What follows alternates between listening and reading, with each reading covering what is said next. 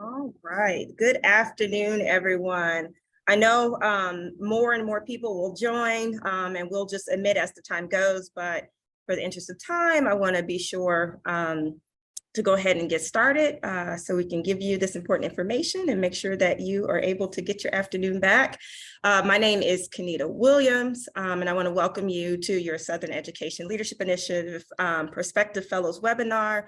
I am the Chief Operating Officer at SEF. I'm joined by my colleague, Asley Boulade, who's our Senior Program Associate for Leadership Development, as well as two of our alumni, which you will hear from later, and they will be introduced.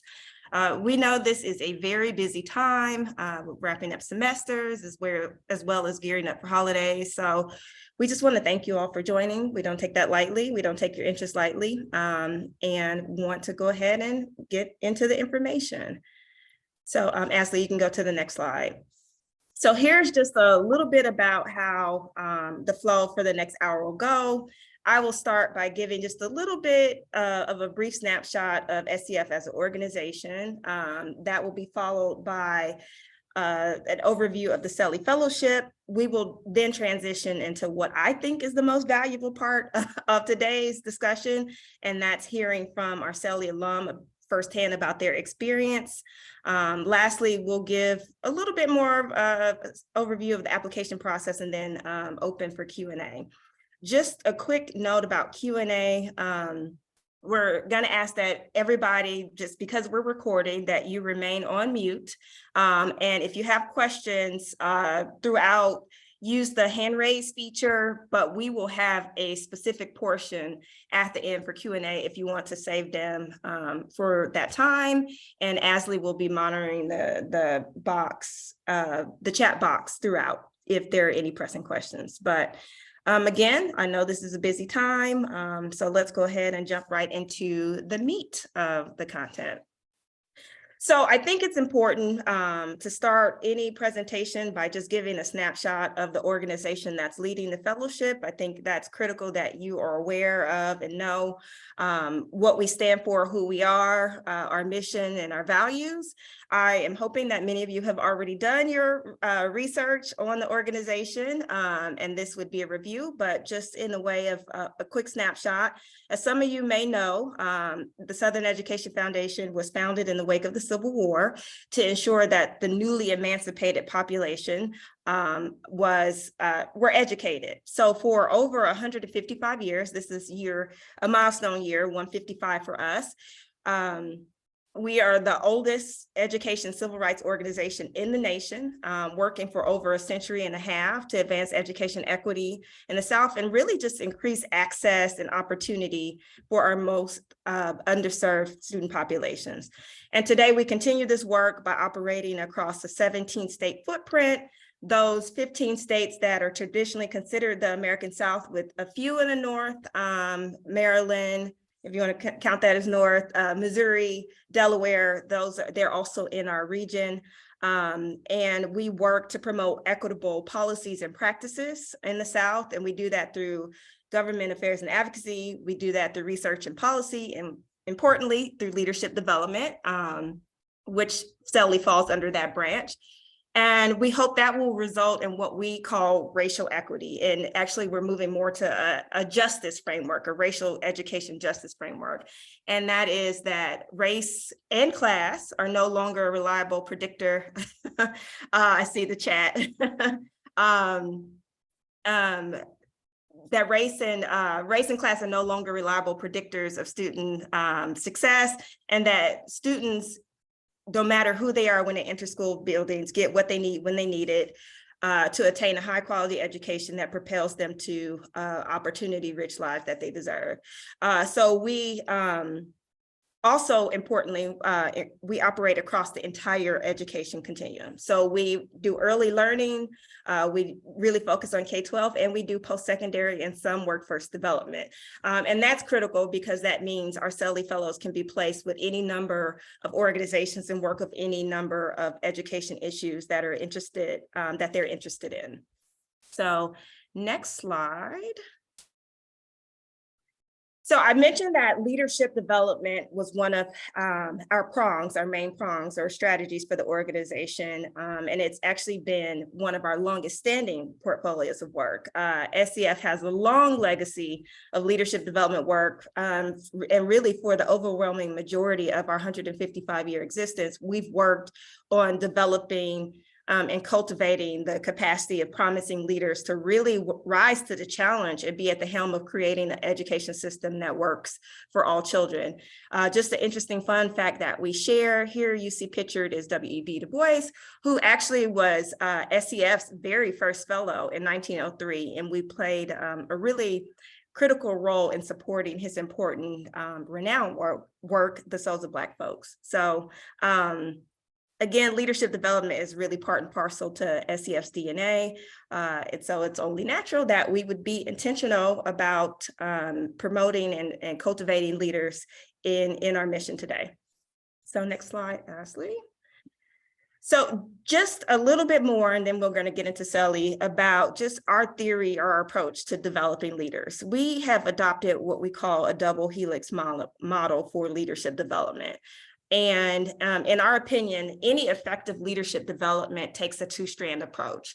The first strand is really about strengthening that individual personal leadership and building a leader's racial equity posture, a term that I coined. And that's really their willingness, commitment to competencies, aptitude, knowledge, dispositions for exerting influence to impact change in education. We think that you have to think, act, and engage in a very different way to really lead for equity and racial equity and be unapologetic about promoting the interest of all children. And so we try to cultivate that particular type of leadership. And in addition to your personal leadership, we think there is a strand around just understanding and influencing systems change. This is really about working with our leaders across the continuum to build their knowledge, awareness, understanding about what is actually happening in schools and school systems. What is the data saying about the nature and magnitude of disparities? What are those drivers? And what are those critical levers or high leverage areas that we should be focusing on to really move that proverbial needle around education equity and education justice? So that is our approach to leadership development. And that was just a quick high-level snapshot of just SEF as an organization. I'll see if there are any, I was looking at the Mason-Dixon line. Yes, you're right about that. But we are now going to transition to our discussion about SELI, because I know that's what you're most interested in, but thought it was important that you knew SEF. And I'm actually going to turn it over to Ashley to do that part. Okay, thanks, Kenita. Hi, everyone. Again, my name is Ashley Goulet. I'm the Senior Leadership Development Program Associate. So now I'll be talking about the Southern Education Leadership Initiative, which is SEF's longest standing signature programs. And the mission of the Southern Education Leadership Initiative is to really empower the next generation of innovators, thinkers, and leaders to become effective change agents in education. And so the program was developed in 2004 to mark the 50th anniversary of the United States Supreme Court decision, Brown versus Board of Education. And the belief was really that there was still work to be done in fulfilling the promise of Brown and ensuring that all children, irrespective of race, receive an excellent education. And so SEF thought we needed to really build this pipeline, particularly in the South, of equity-oriented change agents like yourselves. And so that is to say, like, a new generation of thinkers and leaders with like big ideas and hearts was needed to carry on Brown's work, and that this generation must be given the opportunities where they can grow academically, professionally, and really to create that skill to lead the work, and thus leading to the creation of SELI. So now we're going into our 19th year of SELI, which is really exciting. And SEF has provided nearly 260 students with this unparalleled leadership development opportunity to work on education issues throughout the South. And so through SELI, talented, diverse young leaders have conducted important research, policy analysis, advocacy, and organizing efforts across the region in 110 plus nonprofits, foundations, school districts. And so the next slide will give you kind of like a glimpse into the types of placements, but it's a hot topic of like, how do we place fellows? And so there's a lot that goes into kind of like the formula, but at a high level, it's the student's ability, the skills, the education interests, as well as the needs and the capacity of the organization or the host site. And they'll submit a work plan. So it's based on that. And it's hopefully going to be able to provide the fellows with a meaningful work experience. Asley, before you go into placement, I just want to add two quick things that are kind of newer goals of SELI. One, very important, is to stop the brain drain in the South. Like, we just need our talent in the South. They say as the South goes, so goes the nation. And what we're seeing in terms of trends in education, particularly inequity in education, are amplified in the South. And so we really need leaders like you all to stay here and come here and work to do that. And then secondly, one that we have elevated in the more recent years of SELI is this exposure to different careers in education. I think there are misconceptions about what it means to be in education. You often think, okay, I can go be a teacher. If I'm really good, I can be a principal. And if I'm really, really good, maybe I can be a superintendent. And there are so many more things that you can do. I've literally have been in education 20 plus years now. And only 3 of those have been in the classroom. And I've had a great career. You also don't have to be a pauper to work in education. So we want to just expose you all to that and give you opportunities to see what might be your niche in the education space. So those are 2 key points I want to make sure you hear about why we continue to do SELI. Great. And so for this slide, there are just a couple of examples of our placement sites, specifically last year. And so SEF places college undergrads, graduate, and doctoral and professional students in an 8-week fellowship in school districts, state agencies, institutions of higher education, or nonprofits in the summer. And so where they can get this firsthand experience working on those education equity issues, and also help build the capacity of SEF's partner organizations. And so last summer, we had fellows at the Georgia Budget and Policy Institute, UNCF, school districts such as St. Helena Parish School District in Louisiana, and LSU's University School in Baton Rouge. And so they worked across a number of issues. So early learning, advancing public education, which is that K-12 space, college access, and then social justice as well. And so, again, we get a lot of questions around how placements are done. And there are, again, a number of things that go into the formula, but it's just the skill set, current slate, partner organizations, and what types of skills is needed for that host site. And we do, as much as possible, try to align what the capacities and the interests are of the fellows. And so if you are adamant about saying you are interested in post-secondary work, it's very unlikely that you will be placed in like an early childhood education organization. And so there is, again, a formula to it. We can't always guarantee exactly what you want to do, but we try as much as possible to align with what your interests are, what you've actually studied, what you've done in other work experiences, and then the needs of the placement site.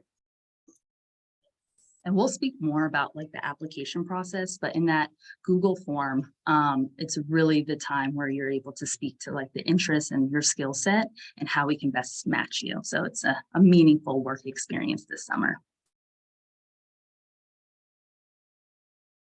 So just a little bit about program logistics. Again, this is not an exhaustive list, but highlights some of the major components that goes into the SELI Fellowship. And so fellows will be placed in a partner organization based on proposed projects and the fellow's skills and education interests. And this is during an 8-week process. So, well, 10 weeks if you're going to include orientation and closing. And so from May 22nd to July 14th, all fellows will work full-time 40 hours a week with their placement site. And the goal is to really work through that work plan that was presented by the partner. And these projects can really include research, white papers, data collection, helping prepare for the legislative session. But I wanted to make this clear that, fellows are not bogged down in administrative tasks the entire summer. So our partner sites also do honor this. And so that I wanted to make that clear, but with the work plan, that is what you're going to be working on for that 8 weeks. In addition to 8 weeks, fellows will attend the orientation to kick off the fellowship. And this kind of serves as a primer for the summer. And this will expose the student to social justice issues in education, hear from policymakers, thought leaders, and advocates, really working to make the change. And so you will leave the orientation and go directly to your placement sites. And this will be in Atlanta from May 17th to the 19th. And then at the end of the summer, you'll come back to Atlanta to share some of your lessons learned and really reflect on your summer experience with your cohort. And this will be July 19th to the 21st of July. And I also wanted to note that attendance is both required for opening and closing, and that this is like a non-negotiable to remain eligible for the fellowship. And in regards to travel expenses, SEF will cover and arrange your air travel expenses associated with traveling to and from SEF's training to placement sites. And I wanted to mention SEF is a paid fellowship opportunity, and both undergrads and graduate students will receive $5,000. And SEF, as I mentioned, does cover travel expenses. The student is responsible for covering housing costs. So I wanted to pause there. Yeah, thank you, Ashley. So just a point, and actually it might be on the next slide, so I may be jumping ahead, but the housing costs, so SELI traditionally has been an in-person fellowship placement. The goal is also to cultivate, professional learning experiences on site with an action organization, and oftentimes our partner organizations need a physical body in their work. The last few years, SELI has been a hybrid virtual, obviously due to the pandemic. But for our summer 2023, our goal is to make SELI or shift back to in-person placement. So I want to emphasize that. So if you're applying for SELI, you are likely applying to be at an in-person placement. And as you'll see in the application materials, sometimes that does require a relocation depending on the area that you're working in. So that's where the housing costs will come in if you are required to relocate. And you can talk more as fellows are able to reach out to Ashley and myself to talk more about that if they have any extenuating circumstances or concerns about that.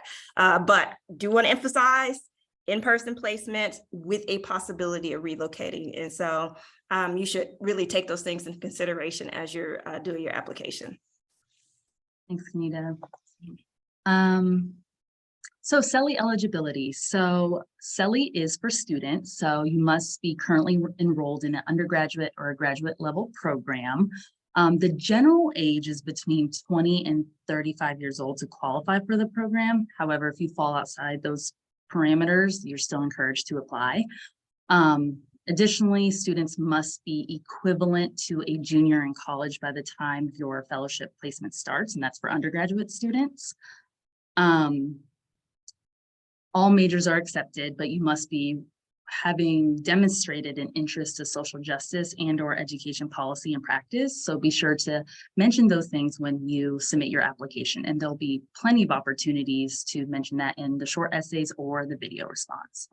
Also, we hope that students who are applying have excellent interpersonal writing and critical thinking skills with flexibility to just respond to different stakeholders, settings, and tasks. And this is something that is going to help you in your fellowship as you are asked to do your work plan. So hoping that you're able to use that skill set to leverage that. Additionally, just students must work on the assigned projects from the placement site and SEF during fellowship months. And so students must be able to also relocate to another location for summer 2023. And as Kenita just mentioned, though it may not be necessary, we really just want to underscore that you just must be willing to relocate as a requirement. And then lastly, SELI is a full-time job for the summer. And so fellows are working 40 hours a week and must be committed to do the work of the placement site. And then lastly, our application deadline is February 1st, 2023 at 5 p.m. Eastern. So please just submit all materials by then. There's a question in the box about international students. And yes, if you meet these requirements, you are eligible.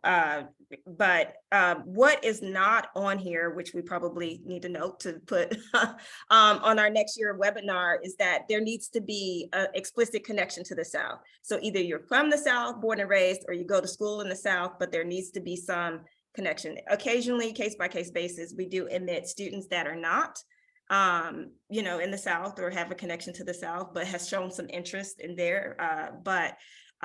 That I want to make sure to underscore that. And also for international students, sometimes there are other just requirements that SEF is not able to fulfill or help with. So we would need to think those through on a case by case. But if you meet these requirements, you are absolutely eligible.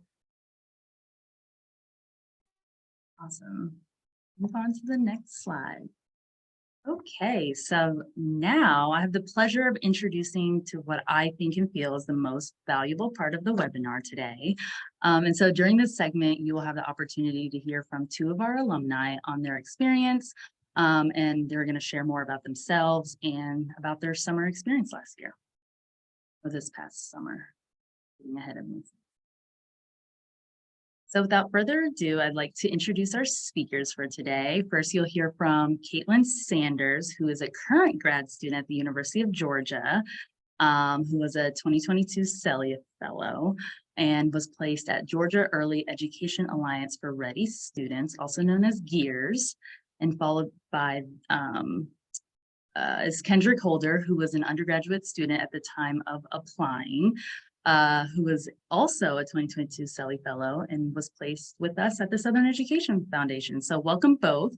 And before I pass it on, I wanted to let the audience know that we will open the floor for maybe 1 or 2 questions after each speaker.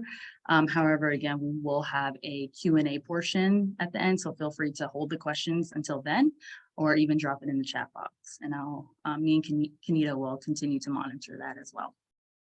So I will stop my share and allow Caitlin to share her screen.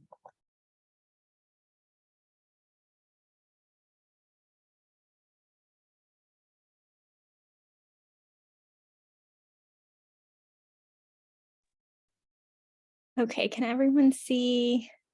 Yes. Okay, great. Hi, my name is Caitlin Sanders, and I'm so excited to get to share my experience with you all today. So I currently attend the University of Georgia, and I am in a public administration program graduating in May of 2023. But before my work started in this MPA program, I was a special education teacher in a metro Atlanta school district. I worked with students with autism and intellectual disabilities in self-contained classrooms. And so I did that for 6.5 years. And then after that, I moved into a behavior specialist position at the district office, where I supported teachers and administrators in making sure that students that had any behaviors impeding their learning had successful educational experiences. But as much day-to-day progress as I saw from our students, I didn't see the big picture changing. And I saw that a lot of our students were, because of the inequity in their educational experiences. They were not really able to lead meaningful and successful lives after they exited the school system. And so that was a really big reason for me for wanting to kind of switch into a policy role.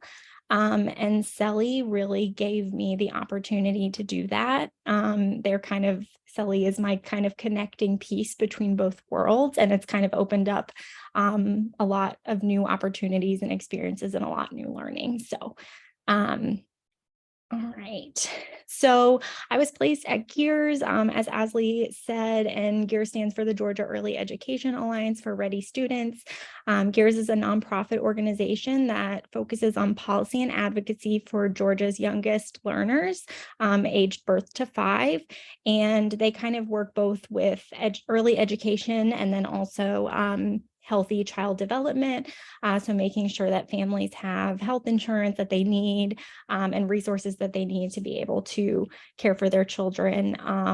And so GEARS kind of has 3 areas where they do most of their work, and those are advocacy, collaboration, and research. And so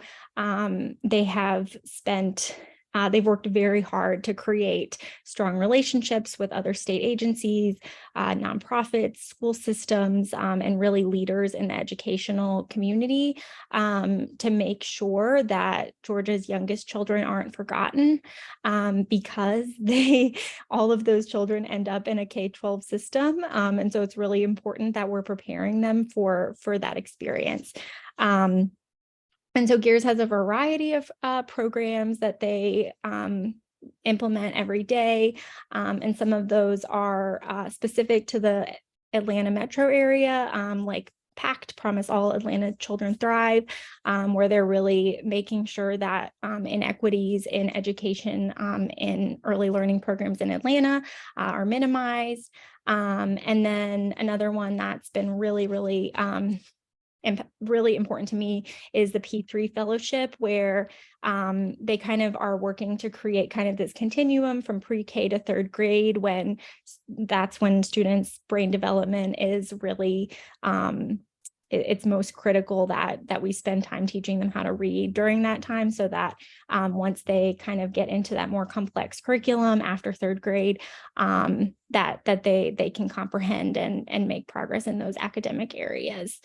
And so my work, so just to note, after the SELI Fellowship, I had the opportunity to continue my work with GEARS through an internship for this year.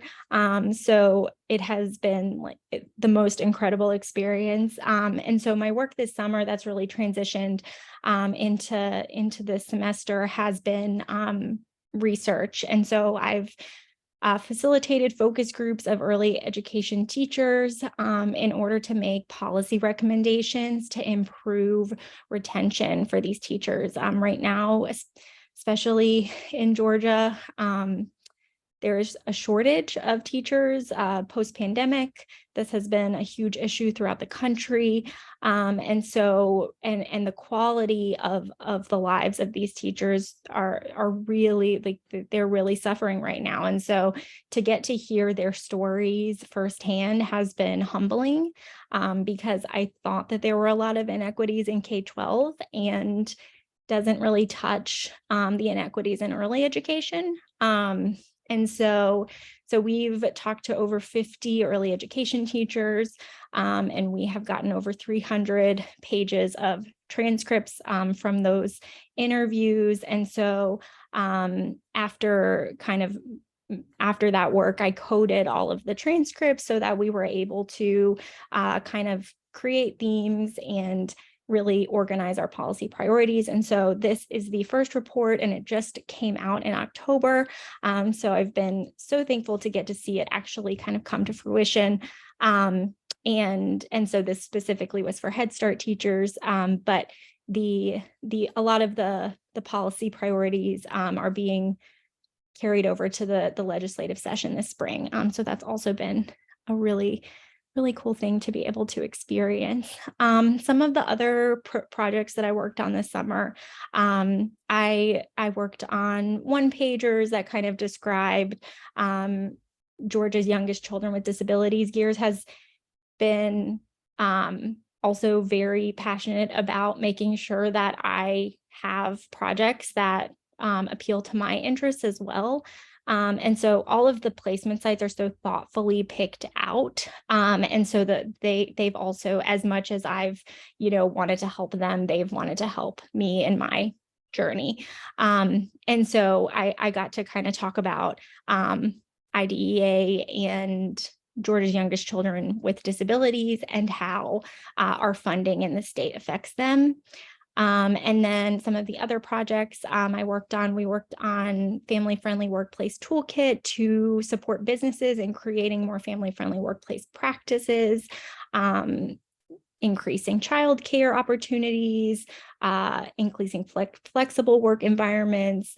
And then I got to kind of work on some projects for PACT and some campaigns and surveys that were done and kind of summarize those. And so that Gears had something to kind of that was publicly accessible about those survey results. And then Gears partners with the mayor every summer and distributes books to areas where students really don't have access to those materials. And so something like these projects have all been very cool, but being able to be really immersed in the community and getting a chance with Gears to like actually go out into the community and meet with families and meet with children has been, it's been amazing. So that's also been a really cool, like building these relationships, kind of getting to engage in some of these collaborative opportunities has been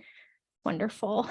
And so lessons and perspectives, I came from a role where I was an expert, I was training teachers, and I was very humbled when I came into the policy space.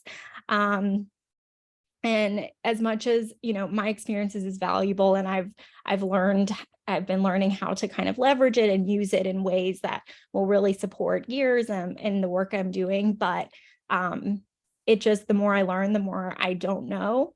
And so really just kind of always coming at each day with that perspective of being open to new information and constantly kind of refining my perspective. And then my knowledge and skill set was important, but I think what really allowed, like what Gears saw that where they said like, oh, we would love to have you come back. I think that was my honesty and vulnerability. I think my knowledge has been valuable, but I don't think that is the reason that that I got to continue my work. And so I just constantly try and reflect on my performance and think, what can I do better, on a day-to-day basis, so that I'm just really refining my skill set and to kind of, I've been very open about that. And I think it's really made my relationship stronger with the Gears team. And then the work is not about me. I think as a teacher, I wanted so badly to change children's lives. And sometimes the focus, I think, transferred from them to me. And that really is not where I want to be, because then what happens is my own opinions are the ones that take priority rather than the needs of the people that I'm trying to serve. And so decentering myself has allowed me to be really present with the people that, we're trying to provide resources for and really understand what their needs are, as opposed to what I think that they need.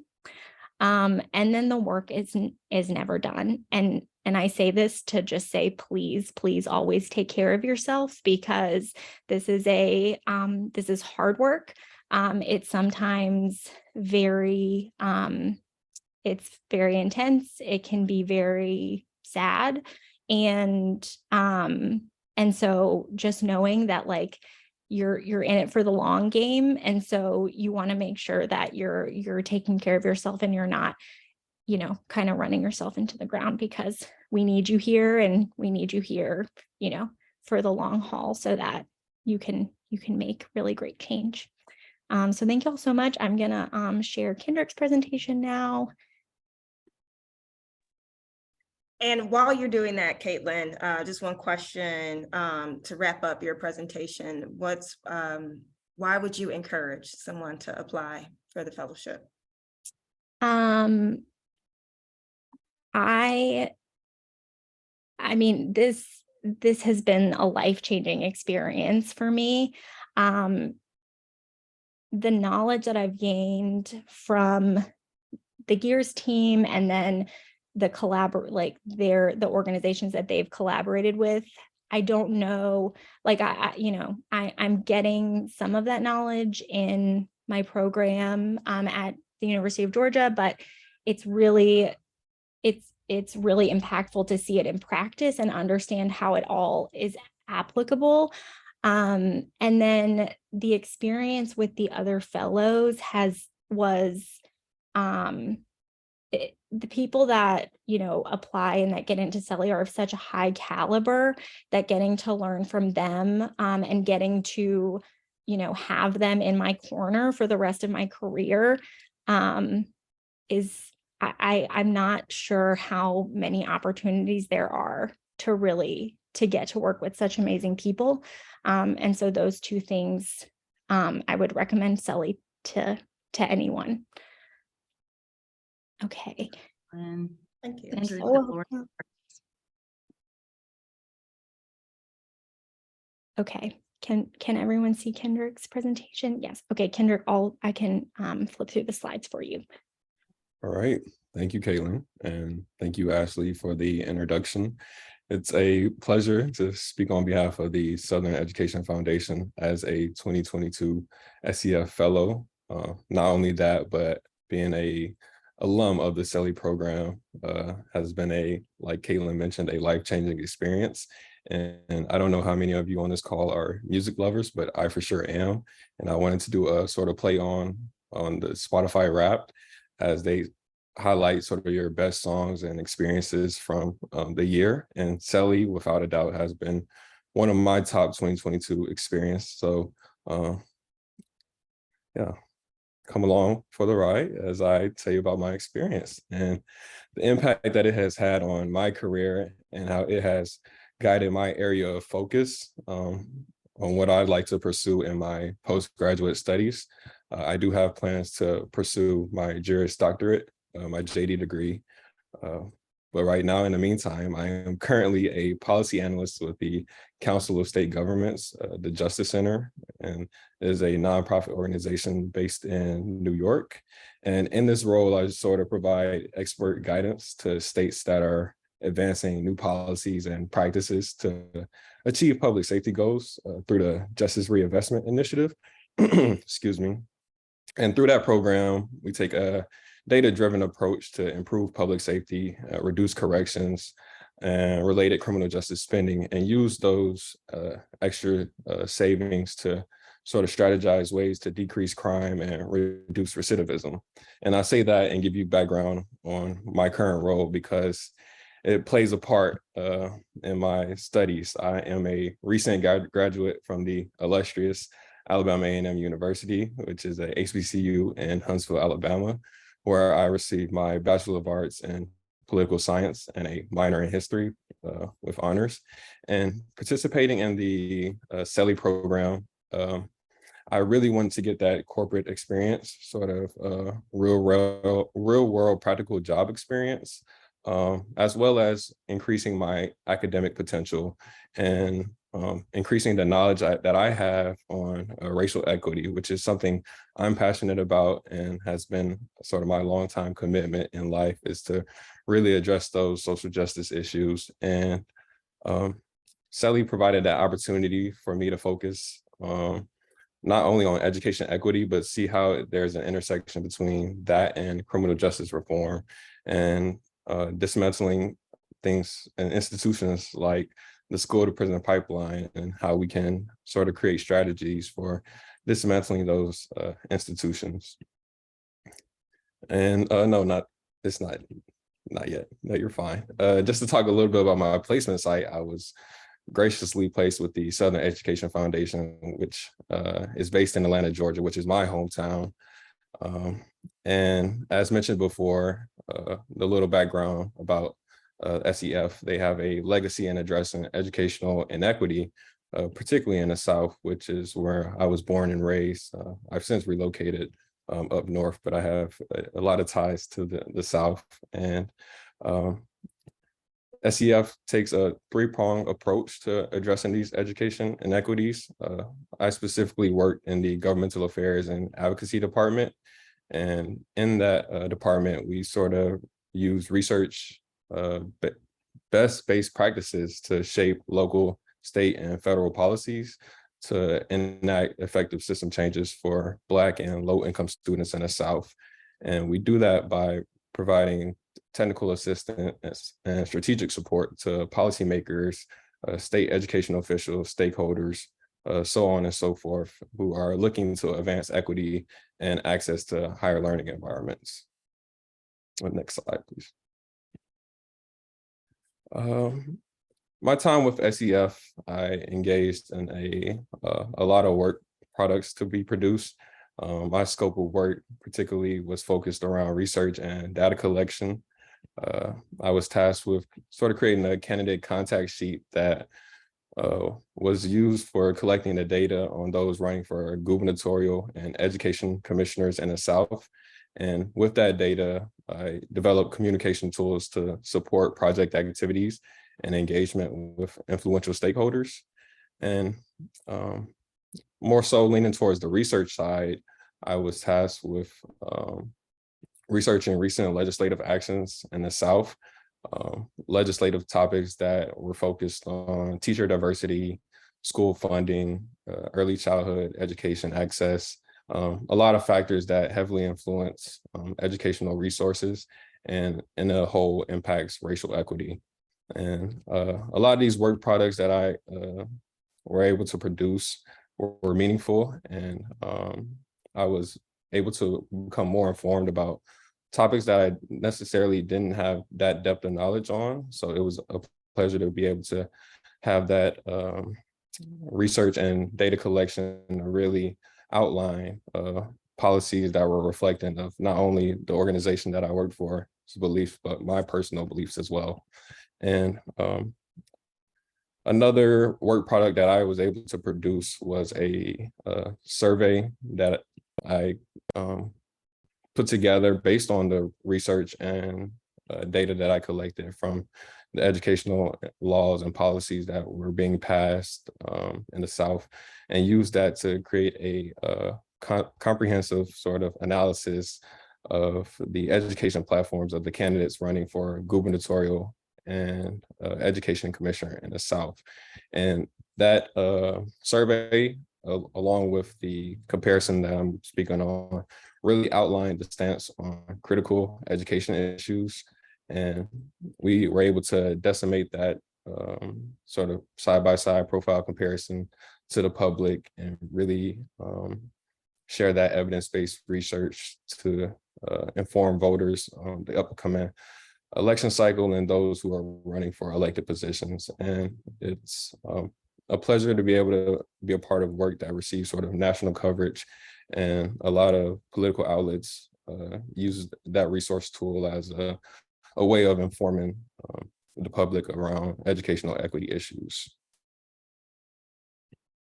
Next slide, please. Yeah, so I learned a lot of lessons from being a part of the SELI program. One, being informed and knowing and having knowledge of factors that shape student success and how we can use those factors to really make change in education equity. And not only that, but the resources out there that are available to addressing these systemic issues, whether those be political priorities of elected officials, stakeholder engagement, just a lot of resources and information out there that we can use to fight systemic racism. As well as learning to celebrate small wins, because the work is hard. And I know, like many of you who may be on this call, who are passionate about social justice. You want to end all sort of equity issues all at once, but that's realistically not the case. And if you're able to impact one student or one school system, you do have to celebrate those small wins, because we're trying to address systemic issues that have plagued minority communities for hundreds of years. And that change can happen on both sides. Someone who may not look like you or share the same beliefs as you, you have to have that ability to really collaborate and be able to foster sort of that change that's needed, meeting on both ends of the spectrum and finding common ground to really address education equity issues. As well as lessons learned, I learned a lot from my peers also, who is pictured in the bottom left corner. My peer group was a real inspiration to myself, because there were a lot of like-minded people fighting the good fight, and really doing the work to address education equity. And with the work being so daunting, it's refreshing to be around sort of your peer group who also share that same passion and same drive to want to address these systemic issues. And as the saying goes, like, iron really sharpens iron, and everyone coming with their own sort of bank of knowledge about racial equity and being able to pick one's brain and really collaborate and have those professional development opportunities, whether it be one-on-one or as a group, really being able to sharpen your professional development skills, which I have been graciously awarded, being in a room with just such amazing people, who are not only my sort of colleagues, but they're friends as well. We continually, to this day, check up on each other and provide those sort of network opportunities with us, the group coming from so many different parts of the world, or in the South. Your sort of network and reach, it expands with being able to be a part of the group. And yeah, I love my cohort, and we still to this day keep in contact. So and we still to this day learn from each other. So the learning really never stops. And just more of the outlook that I received from being a part of the program. So Kendrick, we don't want to cut you out, but we want to make sure we have some time for Q&A from our audience. So if you can make your last point in about 30 seconds, that would be great. Yeah, no, that's fine. I can wrap it up by saying just the impact public policy has in forming guidelines and the principles for society, and ways we can, as social justice change makers, exploit those avenues, whether it be providing technical assistance to policymakers or advocates, just having familiarity with historically disadvantaged students in the SEF region has really changed my outlook on how I can make change, not only to criminal justice reform, but as well as education equity. And Awesome. Thank you, Kendrick. And also thank you, Caitlin, for sharing your experience. I appreciate it. So now the floor is open for Q&A. So Asley, actually, let's do this. Let's share the last slide about the application really quickly, and then have some time for a Q&A, just so we make sure we get through that. And when we go into the Q&A, Kendrick, you can start us by telling us why you encourage people to apply as well. So Asley, you want to walk us through the application really quickly? Yes, so applications are now open, and the application consists of an application form, which is basically a Google form of preliminary questions on your interests and goals. We also ask that you provide a current resume. We particularly use the resume to send to your potential host site, so that they're able to see how we can best match you to their organization, or if it's a best fit. As well as transcripts. Unofficial versions are accepted from each institution attended. So if you're a graduate student, undergrad, and your current institution. And then there's no minimum GPA required. However, please make sure that you demonstrate interest in education equity, education social justice, And that will go into the application as well. We asked for 1 to 2 letters of recommendation. We're leaving that up to the applicant. However, 2 may be encouraged. So please make sure that you're submitting a holistic application. Your packet may need an extra letter of recommendation. So please reach out if you have any questions. I'll put my email, both of our emails at the end. And then lastly, there will be a short answer responses and then a video response. We added that last year to just showcase more personality in the application because you are more than your paper application. And so please take a look at the application overview and instructions on our website at www.southern.education.org/SELI. And then our application is due February 1st at 5 p.m. Please reach out if you have any questions. Then I'll pass it over to Kenita for any other additives. I think that was a very thorough overview. Just again, the letter of recommendations, I'll just emphasize this. Please reach out to a recommender that can really speak to who you are and why you would be a value or asset to the program.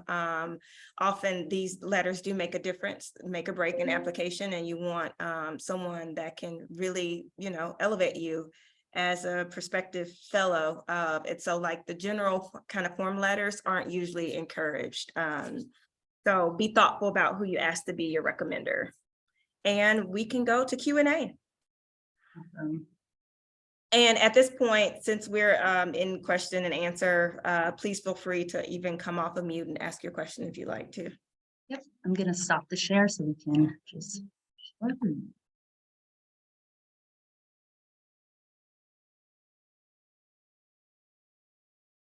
Looks like we have one question. You can go ahead and come off mute to ask.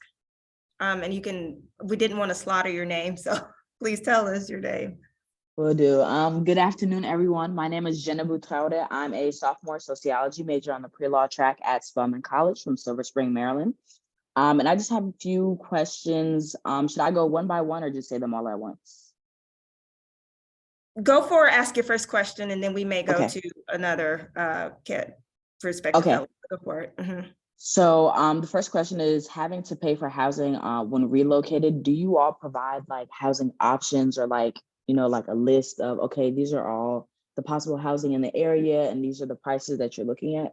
Yeah, that's a great question. And because we are not in every area in the South, we require that our placement sites provide the fellows with options. So I'm glad you elevated that. Okay. Thank you. Also with the payments, will they be sent in increments or is it all at the end of the summer? Increments. You go off with you have to relocate. So we want to make sure that fellows have funds to start off their experience. Okay. And then last but not least, I guess this is something that the alum can also answer. Are there other, well, I guess it's based on sites as well, but are there other projects that are implemented, such as like going into summer camps and doing like direct research, or I don't know, just going in and reading to students one day, or doing field trips throughout the community to assess their needs and like what we could do as an organization to help? That is a case-by-case basis. That is something that happens at your work site. You will be working on a work plan, or fellows work with a work plan with their work site, and it depends on what you're asked to do. So that's not a question that is generally, we can answer on more broadly or generally. Okay, thank you for those questions. Thank you. We have another question. You go ahead and come off mute. Hi there. Thank you so much. So my question is to our fellows. I was wondering what your experience has been in regards to the employment supervisors or the team. And sometimes like I've experienced that they treat you like, oh, you're just an employee, but like, is there a more intentional way that they understand where you're coming from and what you're trying to get out of this experience? Yeah, I can speak to that. So I think that, the organizations that submit work plans have an interest in growing leaders as well. And so at least in my experience with the organization that I was placed with, it hasn't been like a typical intern experience. Like the work that I was given was meaningful and it was valuable to them. And it was something that they used and kind of were able to elevate their priorities by using some of the work that I produced. And so it never of course there are always things that it's like, hey, can you pick this up? That would be great. But their overall I think intent is really to make sure that it's a valuable experience and to actually use your skill set.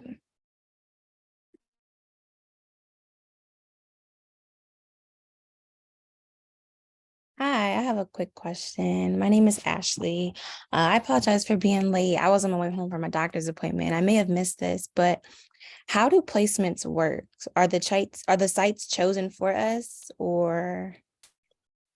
That's a good question. We did speak a little bit about it, but to just go more into detail, it is kind of some arithmetic that goes into it. So our placement sites all submit a work plan, and based on their needs, we try to match them with the fellow based on fellow's skill set, their experience, and their interests. Those are the three things. And so, yes, we will choose a placement site for you, but we often present fellows with, here is what we're thinking. What do you think? So you don't have to accept what it is that we present. And sometimes we're able to present alternatives. Other times it means like there might not be a slot for you, but like you're not forced to accept. And oftentimes we do reshuffle based on interest. We try to make, we want this to be meaningful. We want you to enjoy your time. And we want you to be an asset to the organization. So it works to everyone's benefit if the person is happy and wants to be there. And then Kendrick, did you want to answer that question prior to about site supervisors and? Yeah, I can. My answer is going to be a little bit biased because I was with SEF, but I feel like I had the most pleasant supervisor experience. My supervisor really encouraged me to sort of take on risks and not be afraid to make mistakes, and really use that as a learning opportunity to advance my skill sets and really provide me with those practical job skills that I use currently in my everyday career. And I can just speak as far as just the SEF organization as a whole. They are really supportive about their SELI participants, and really make sure that you're receiving the best experience possible, and that you're really sort of learning and gaining from being with your placement sites. And they're very intentional about making sure you have something to take away from the overall experience. So, yeah. Any additional? We did questions? not pay him to say that. I just want to We put that out there. Sorry, my mute button wasn't working, but thank you for answering my question. That's actually, I like how you all go about the placement sites. That's very, very interesting. We have about a couple more minutes for maybe one or two other questions. Anyone have? Sorry, I haven't used Zoom in so long, I cannot remember how to raise my hand. Lucky you. So my name's Leah Register. I'm at Florida State. I was a teacher in Metro Atlanta for a few years. I'm a pandemic casualty. I was wondering, for the fellows, what is maybe something you did that you feel like made you stand out on your application? That's a good question.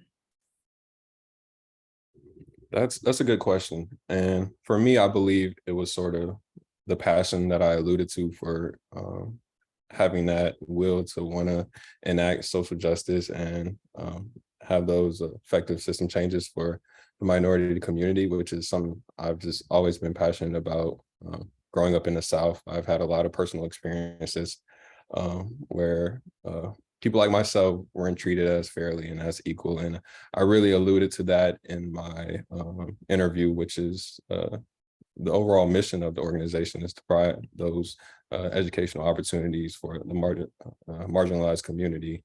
And I don't think that's something you can really fake.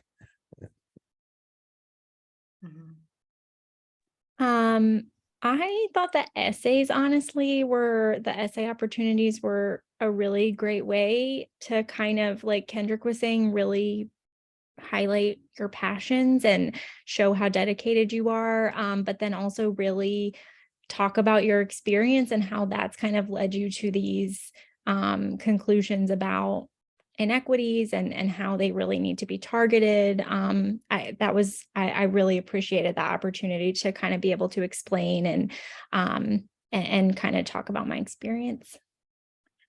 And thank you, Caitlin and Kendrick, for those answers. But Leah, I think I should probably answer that because I probably could give a better perspective on what gets someone selected. So passion is important. The essays are important. All these things are important. But what I will tell you is a good, solid, complete, clean application makes you stand out to me. Like the writing needs to be done well. If I immediately see that the writing is not good, it does not go into the next phase of this. So a clean application, a proofed application, a complete answering all parts and elements of the application, good letters of recommendation. Again, like we really do pay attention to those. And so a letter from a recommender that actually really elevate and highlights your experience and why you'd be asked that is important. And just reading the questions, you'd be amazed at how many people don't actually answer the prompts that we give you. So like those things, so a solid application is your best bet to be selected, honestly. So obviously Kate and Kendrick did good applications, but I don't think they knew that. Thank you. Mm-hmm. Hi, good afternoon. I have a question or two. I think you did mention it in the beginning, or maybe I didn't get it. I'm Ibrahim Anafiko, a student at Howard, and I live in Maryland. So I would like to know if, since it's the fellowship is concerning schools in the South, I just want to be sure if Howard or Maryland is still part of the schools that are eligible for the fellowship. And having said that, the second question is, you did say that the Okay, age let's range. stop so we can answer your first question. So the first one was, I'm sorry, it was going in and out for me. Asley, did you hear that? Can you jump in and answer it? It was breaking up, Ibrahim. Are you able to repeat your first question? Yeah, I can. I'm trying to be sure if a school like mine, Howard University, if Yes. it's still eligible for the fellowship. Yep. Yes, Absolutely. Maryland's in our region, and Howard, actually any HBCU should apply. I just will put that out there. So yes, Okay, absolutely. very good. And DC is in our region as well. And you did say international students can apply, right? Yeah, if you meet the eligibility requirements, anybody can apply. And okay, I'm 38. I can still apply, right? I know what you said between 25 to 35, but one who's above the age a little could still apply, right? Yes. Okay, very good. Thanks very much. Greatly appreciate. And the cost of study one is doing doesn't really matter, right? Because I haven't checked the eligibility. The area of research and we accept all majors is what I think you're asking. So yes, just you have to demonstrate, as Ashley said earlier, all majors are accepted. Just demonstrate an interest and experience with social justice. Yes. Amazing. And we are 5 minutes past time, so I wanted to be respectful of that. And we are gonna end. I just want to answer these last questions because I do want to answer that question about how much you can go over on your application. I am also a professor at Johns Hopkins, so I am very particular about word limits, just because if you do 150 words or 200 words, that's fine, but we get 200 applications. That becomes overwhelming for the reviewer. So you want to kind of try to stick to the guidelines as much as possible. And I think that is it. Awesome. Well, thank you all for joining us. We look forward to receiving your application this upcoming cycle. Please reach out to us if you have any questions. I put myself and Kenita's emails in the chat. Feel free to reach out. And also thank you, Caitlin and Kendrick. We appreciate it. Have a great day, everyone. And Thank you enjoy all for joining and for your great questions. I mean, these were really, really good, insightful questions. Looking forward to reviewing your applications.